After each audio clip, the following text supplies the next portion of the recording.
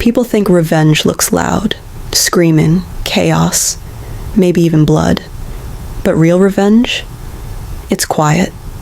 It wears a uniform, smiles politely, and waits for the right moment. My name's Margaret Lane, 54, registered nurse for 30 years.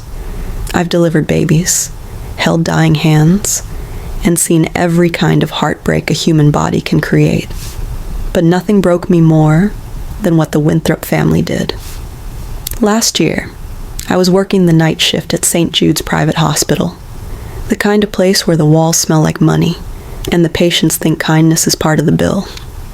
My favorite patient was Harold Winthrop, 72, heart failure, but with a spirit tougher than half the doctors there. We'd talk about his late wife, the garden he missed, and how he still believed in decency, even when the world didn't. Then one night, Harold passed away. Peacefully, they said. But I knew better. The chart didn't match. The dosage wasn't mine. Someone had tampered with his meds. I filed a report. I pushed for an investigation. But the Winthrop family, rich, loud, powerful, accused me of negligence, said I overdosed him. They brought in lawyers. The hospital threw me under the bus to save its reputation. 30 years of spotless service, gone. License suspended, career destroyed. I sold my car, mortgaged my house, and sat through hearings that felt more like executions. All while the Winthrops smiled for cameras playing the grieving saints. Then one day, I saw the headline, Evan Winthrop, son of late Harold, admitted after stroke, stable condition. And just like that, fate handed me a shift change request.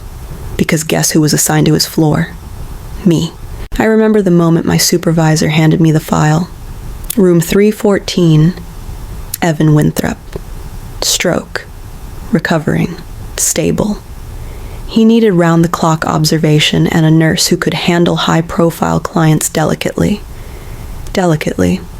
That's what they called it when rich people wanted control. I stared at his name on the chart, my hand trembling. Not from fear, but from something I hadn't felt in months. Purpose. When I entered his room for the first time, the beeping of the heart monitor filled the air like a metronome. He looked nothing like the smug man I remembered from the courtroom, the son who'd lied under oath, the man who called me careless help. Now he lay helpless, half his face paralyzed, unable to speak properly. "Good evening, Mr. Winthrop," I said softly, checking his IV. "I'll be your nurse for tonight." His eyes widened. Recognition flickered. For a second I saw fear, then I smiled. Warm, calm, professional. "I know, it's been a while. Try not to strain yourself. I'm here to take care of you." The next few days were ordinary. On the surface, I followed every protocol, every dosage, every note. Because revenge isn't about rushing. It's about precision. I made sure he saw me doing everything right, logging meds, timing vitals, recording progress. He watched me like a cornered animal, but he couldn't speak, couldn't warn anyone, couldn't move. At night, I'd adjust his pillow and whisper, "You remember your father's case, don't you?" I still do. His pulse would spike, and the monitor would beep faster. I'd smile and pat his arm. "Don't worry, Mr. Winthrop. Stress isn't good for your recovery." By the end of that week, the hospital administration praised me for my dedication. I smiled for their cameras too, just like the Winthrops once did for theirs. But unlike them, I wasn't lying for attention. I was preparing for justice. Because revenge, real revenge, isn't loud. It's slow, sterile, and signed off with a doctor's approval slip. The night Evan started trembling, I knew something was off. His hand shook when he reached for his tablet, the one with a sticky note that said, "Back up." I shouldn't have looked, but I did. And what I found wasn't patient data. It was proof. Emails, transactions, and messages tying his firm to years of corruption, fake settlements, and ruined lives.